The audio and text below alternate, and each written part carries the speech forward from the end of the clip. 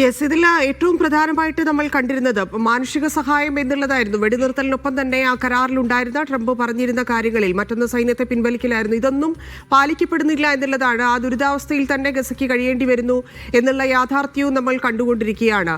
400-ലധികം ആളുകൾ വീണ്ടും ഈ കഴിഞ്ഞ മാസങ്ങളിൽ വെടിനിർത്തലിന് ശേഷം കൊല്ലപ്പെടുന്നതും നമ്മൾ കണ്ടു. അപ്പം ഈ സാഹചര്യത്തിൽ അറബ് രാജ്യങ്ങളുടെ നിലപാട് അതെന്തായിരിക്കും എന്നുള്ളതാണ്. മധ്യസ്ഥ രാജ്യങ്ങൾ എന്ത് നിലപാട് അടുത്ത ചർച്ചയിൽ എടുക്കുമെന്നുള്ളതാണ്. ട്രംപിന് ഇനിയുള്ള താല്പര്യങ്ങൾ ഏത് രീതിയിലായിരിക്കും?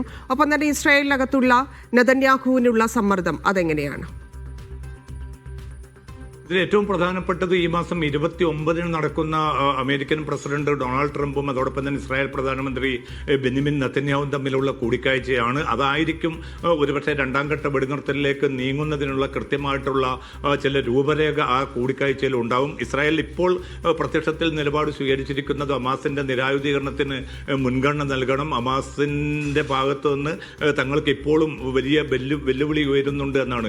ഇതിന്റെ ഭാഗമായിട്ടാണ് ഇപ്പോൾ മാർക്കോ റൂബിയോ കഴിഞ്ഞ ദിവസം പറഞ്ഞത് ഇസ്രായേലിന് ഒരു വെല്ലുവിളി ഉയർത്തുന്നതിൽ നിന്ന് ഹമാസിനെ തടയുക, അതായത് ഹമാസിന്റെ മിസൈൽ ഉൾപ്പെടെയുള്ള സംവിധാനങ്ങൾ പൂർണ്ണമായിട്ടും ഇല്ലാതാക്കിയാൽ തന്നെയും ഈ ഘട്ടത്തിൽ നിരായുധീകരണത്തിന്റെ ആദ്യഘട്ടം പൂർത്തീകരിക്കപ്പെടും.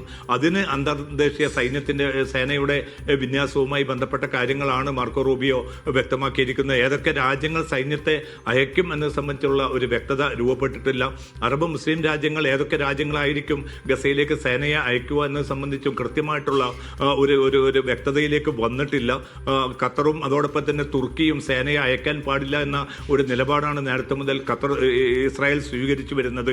പക്ഷേ ഈ രണ്ട് രാജ്യങ്ങളെയും മാറ്റി നിർത്തിക്കൊണ്ട് ഒരു സേനാവിന്യാസം നടക്കുകയില്ല എന്ന് അമേരിക്ക തന്നെ ഇസ്രായേലിനെ അറിയിച്ചിട്ടുണ്ട്. അപ്പോൾ അറബ് മുസ്ലിം രാജ്യങ്ങളൊക്കെയും ഒരുമിച്ചാണെങ്കിൽ മാത്രം ഒരു തീരുമാനം കൈക്കൊള്ളുക. ഇങ്ങനെ വരുന്ന സേനയുടെ നിയോഗം ദൗത്യം എന്തായിരിക്കും എന്ന കാര്യത്തിൽ വ്യക്തത വേണ്ടതുണ്ട്. അതോടൊപ്പം തന്നെ ഈ സേന വരുന്നതോടുകൂടി തന്നെ ഇസ്രായേൽ സൈന്യം പൂർണ്ണമായിട്ടും ഗസയിൽ നിന്ന് പിന്മാറണം എന്നതാണ് ഹമാസും പലസ്തീൻ കൂട്ടായ്മകളും ആവശ്യപ്പെട്ടിരിക്കുന്നത്. അതിനോടും ഇസ്രായേലിന്റെ ഭാഗത്തു നിന്നുള്ള എന്ത് തീരുമാനമായിരിക്കും, അവർ ഇത് ഉൾക്കൊള്ളാൻ തയ്യാറാകുമോ എന്നത് ഉൾപ്പെടെയുള്ള ചോദ്യങ്ങളും ബാക്കി നിൽക്കുകയാണ്. അങ്ങനെ അതോടൊപ്പം തന്നെയാണ് റഫ അതിർത്തി തുറക്കാനുള്ള ഒരു നീക്കവും ഇനിയും ഉണ്ടായിട്ടില്ല. അതിലൂടെ കൂടുതൽ ട്രക്കുകൾ എത്തിച്ചെങ്കിൽ മാത്രമേ ഈ പ്രതിസന്ധി, ഇപ്പം പ്രകൃതിക്ഷോഭം മൂലം രൂപപ്പെട്ടിരിക്കുന്ന കടുത്ത അതിശൈത്യം മൂലം രൂപപ്പെട്ടിരിക്കുന്ന ഈ പ്രതിസന്ധി മറികടക്കണമെങ്കിൽ കൂടുതൽ താൽക്കാലിക വസതികളും ഉപകരണങ്ങളും പുതപ്പുകളും മറ്റ് സംവിധാനങ്ങളും ഗസയിലേക്ക് എത്തണം. അക്കാര്യത്തിലും ഒരുപക്ഷെ 29-ന് നടക്കുന്ന ട്രംപ് നെതന്യാഹു കൂടിക്കാഴ്ചയിലൂടെ ചില കാര്യങ്ങളിൽ വ്യക്തത വരുമെന്നാണ് മധ്യസ്ഥ രാജ്യങ്ങൾ ഏറ്റവും അവസാനമായിട്ട് വ്യക്തമാക്കുന്നത്.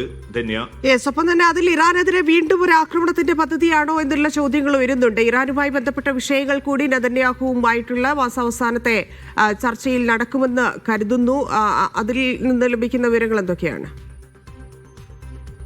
ഇതിൽ ഇപ്പം ബാലിസ്റ്റിക് മിസൈൽ പദ്ധതിയുമായിട്ട് ഇറാൻ വളരെ ശക്തമായിട്ട് മുന്നോട്ട് പോകുന്നു എന്ന റിപ്പോർട്ടുകളുടെ കൂടി അടിസ്ഥാനത്തിലാണിപ്പോൾ ഇസ്രായേൽ വളരെ ശക്തമായിട്ടുള്ള ഒരു ആക്രമണം ഇറാനെതിരെ ഇനിയും നടത്തേണ്ടതുണ്ട് എന്ന ഒരു നിലപാട് സ്വീകരിച്ചതെന്നാണ് NBC ചാനൽ ഇപ്പോൾ പുറത്തുവിട്ടിരിക്കുന്ന റിപ്പോർട്ടിൽ വ്യക്തമാക്കുന്നത്. ഇക്കാര്യം അമേരിക്കൻ നേതൃത്വത്തെ അനൗദ്യോഗികമായി തന്നെ ഇസ്രായേൽ അറിയിച്ചിട്ടുണ്ട്. കാരണം ശക്തമായിട്ടുള്ള ഒരു ആക്രമണം നടത്തി ഈ ബാലിസ്റ്റിക് മിസൈൽ പദ്ധതി നശിപ്പിച്ചിട്ടില്ല എങ്കിൽ അത് ഇസ്രായേലിന് വലിയ ഭീഷണി ഉയർത്തും. കാരണം കഴിഞ്ഞ ജൂണിൽ നടന്ന 12 ദിവസം നീണ്ടുനിന്ന ആക്രമണത്തിൽ ഇസ്രായേലിൽ വലിയ തോതിൽ നാശനഷ്ടങ്ങൾ വരുത്തിവെച്ചത് ഇറാന്റെ ബാലിസ്റ്റിക് മിസൈലുകളാണ്.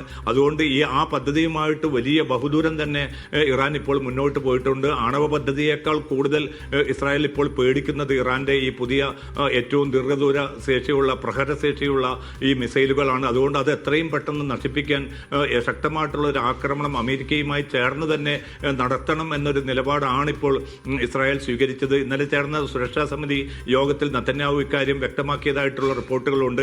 എന്തായാലും ട്രംപിന് മുമ്പാകെ ഇസ്രായേൽ പ്രധാനമന്ത്രി നെതന്യാഹു അവതരിപ്പിക്കാൻ പോകുന്ന പ്രധാന അജണ്ടകളിലൊന്ന് ഇറാനെതിരായിട്ടുള്ള ഈ നീക്കം കൂടിയാണ്. പക്ഷേ അതിനോട് നിലവിലുള്ള സാഹചര്യത്തിൽ അമേരിക്കൻ പ്രസിഡന്റ് തയ്യാറാകുമോ എന്നത് സംബന്ധിച്ച ചോദ്യങ്ങൾ ബാക്കി നിൽക്കുന്നുണ്ട്. കാരണം താൻ സമീപകാലത്ത് 10 മാസത്തിനുള്ളിൽ 8 യുദ്ധങ്ങൾ അവസാനിപ്പിച്ചു എന്നതുൾപ്പെടെയുള്ള അവകാശവാദങ്ങൾ ഉന്നയിക്കുന്ന ട്രംപിനെ സംബന്ധിച്ചിടത്തോളം ഇനിയും ഇറാനെതിരെ നിലവിലുള്ള സാഹചര്യത്തിൽ ഒരു ആക്രമണത്തിന് പുറപ്പെടുന്നത് വലിയ തിരിച്ചടികളും മേഖലയിൽ വലിയ തോതിലുള്ള പിന്നെ പ്രതിഷേധങ്ങളും ഒക്കെ രൂപപ്പെടുത്തും. അതുകൊണ്ട് വളരെ കരുതി മാത്രമായിരിക്കും ട്രംപ് ഇത്തരമൊരു യുദ്ധത്തിലേക്ക് ഇറങ്ങി പുറപ്പെടുക. പക്ഷേ ഇസ്രായേലിനെ സംബന്ധിച്ചിടത്തോളം ഈ ബാലിസ്റ്റിക് മിസൈൽ പദ്ധതി അവർക്ക് വലിയ ആപത്തായി തന്നെ കാണുന്നുണ്ട്. എന്തായാലും 29 നടക്കുന്ന ചർച്ചയിൽ ഇസ്രായേൽ ഈ കാര്യം മുന്നോട്ട് വെക്കുമ്പോൾ അമേരിക്ക എന്ത് തീരുമാനം അറിയിക്കും എന്നതും നിർണായകമായിട്ട് മാറുകയാണ്. ധന്യ. യെസ്, ഒപ്പം തന്നെ ഇപ്പോൾ ട്രംപിന്റെ നീക്കങ്ങൾ നമ്മൾ കണ്ടിട്ടുള്ളതാണ്. ഇപ്പോൾ ഈ 20 പദ്ധതിയിലേക്കൊക്കെ കാര്യങ്ങൾ എത്തിച്ചിരിക്കുന്നത് ഏത് സാഹചര്യത്തിലാണ്? അദ്ദേഹത്തിന്റെ മറ്റു ചില ലക്ഷ്യങ്ങളുണ്ട്, അറബ് രാജ്യങ്ങളെ കേന്ദ്രീകരിച്ച് പ്രത്യേകിച്ച് സൗദിയുമായൊക്കെയുള്ള കരാറുകളുണ്ട്. അപ്പം ആ രീതിയിൽ ട്രംപിന്റെ ലക്ഷ്യങ്ങൾ എന്താണ് ഉദ്ദേശം എന്തൊക്കെയുള്ളത് വ്യക്തമായതുമാണ്. അപ്പം ഇതിൽ ഏത് രീതിയിലായിരിക്കും, അതായത് നെതന്യാഹുവിനൊപ്പം നിന്ന് കാര്യങ്ങളിൽ തീരുമാനമെടുക്കുക എന്നുള്ളത് ഇനി സാധ്യവുമല്ല. നിലവിൽ ഈ കാര്യങ്ങളിലെല്ലാം ചർച്ചകളും മറ്റ് നീക്കങ്ങളും ഒക്കെ നടത്തിയതുകൊണ്ട്. അപ്പം 29 ചർച്ചയിൽ ട്രംപിന്റെ ഭാഗത്തു നിന്നുണ്ടാകാനുള്ള സാധ്യതകൾ ഇല്ലെങ്കിൽ എന്തായിരിക്കും സംഭവിക്കുക എന്നാണ് കരുതുന്നത്. ഒന്നാമത് നേരത്തെ പറഞ്ഞതുപോലെ ഇത്രയധികം യുദ്ധങ്ങൾ താൻ നിർത്തി എന്നൊക്കെ അവകാശപ്പെട്ടുകൊണ്ട് ഇല്ലെങ്കിൽ ആ രീതിയിൽ വോട്ട് നേടിയ ആളുകൂടിയാണ്. ട്രംപിനെ സംബന്ധിച്ച് എത്രത്തോളം നിർണായകമാണ് ഈ ചർച്ച?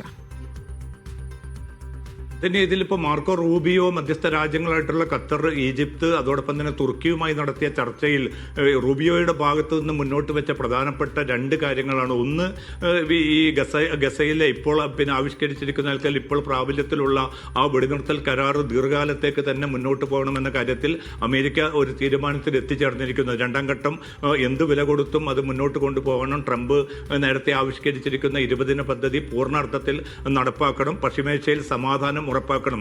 അതുകൊണ്ട് തന്നെ ഗസയിലെ സമാധാനവും ഇറാന്റെ എതിരായിട്ടുള്ള ഒരു നീക്കത്തെ നിലവിലുള്ള ഒരു സാഹചര്യത്തിൽ അമേരിക്ക ട്രംപ് അനുകൂലിക്കാനുള്ള സാധ്യത വളരെ വിരളമാണ്. അതേസമയം ഇസ്രായേലിന്റെ ഭാഗത്തു നിന്നുള്ള വലിയ സമ്മർദ്ദം രൂപപ്പെടുന്നുണ്ട്. ഇസ്രായേൽ പ്രധാനമന്ത്രി നെതന്യാഹു നാളെ ജർമ്മനി ഉൾപ്പെടെയുള്ള രാജ്യങ്ങളിലെ ഭരണാധികാരികളുമായിട്ട് കൂടിക്കാഴ്ച നടത്തുന്നുണ്ട്. യൂറോപ്യൻ രാജ്യങ്ങളുടെ പിന്തുണ കൂടി ഇക്കാര്യത്തിൽ തേടുക എന്നതാണ് ഇപ്പം നെതന്യാഹു ലക്ഷ്യം വിട്ടിരിക്കുന്നത്. പക്ഷേ അതിനുള്ള അത്തരം യൂറോപ്യൻ രാജ്യങ്ങൾ നിലവിലുള്ള, കാരണം യുക്രൈൻ പ്രതിസന്ധി തന്നെ വലിയ തോതിലുള്ള തിരിച്ചടികൾ യൂറോപ്യൻ രാജ്യങ്ങൾക്ക് സൃഷ്ടിച്ചിരിക്കുന്ന സാഹചര്യത്തിൽ വെനിസ്വലക്കെതിരെയുള്ള ചില യുദ്ധനീക്കങ്ങൾ അമേരിക്ക കടുപ്പിച്ചിരിക്കുന്ന ഒരു സാഹചര്യത്തിൽ ഈ ഒരു പുതുതായിട്ട് വീണ്ടും ഇറാനെതിരായിട്ടുള്ള ഒരു നീക്കത്തോട് യൂറോപ്യൻ രാജ്യങ്ങൾക്കും താല്പര്യമുണ്ടാകാൻ ഇടയില്ല. അതുകൊണ്ട് ഇസ്രായേലിന്റെ മാത്രം ഒരു അജണ്ടയായിട്ട് ഇത് മാറും. ഇതിലേക്ക് തൽക്കാലം അംഗീകരിക്കാനോ അതിന് പിന്തുണയ്ക്കാനോ ചർച്ച 29 നടക്കാനിരിക്കുന്ന സാഹചര്യത്തിലാണ് ആക്രമണം വീണ്ടും ഇസ്രായേൽ നടത്തിക്കൊണ്ടിരിക്കുന്നത്. മധ്യസ്ഥ രാജ്യങ്ങൾ ഇതുമായി ബന്ധപ്പെട്ട് ഇസ്രായേലും ഹമാസുമായിട്ട് കമ്മ്യൂണിക്കേറ്റ് ചെയ്തു എന്നുള്ള വിവരങ്ങളാണ് വന്നുകൊണ്ടിരിക്കുന്നത്. ദുരിതം മാറുന്നില്ല. ഒരു തരത്തിലുമുള്ള വിട്ടുവീഴ്ചയ്ക്ക് ഇസ്രായേൽ തയ്യാറാകുന്നുമില്ല. നന്ദി MCA.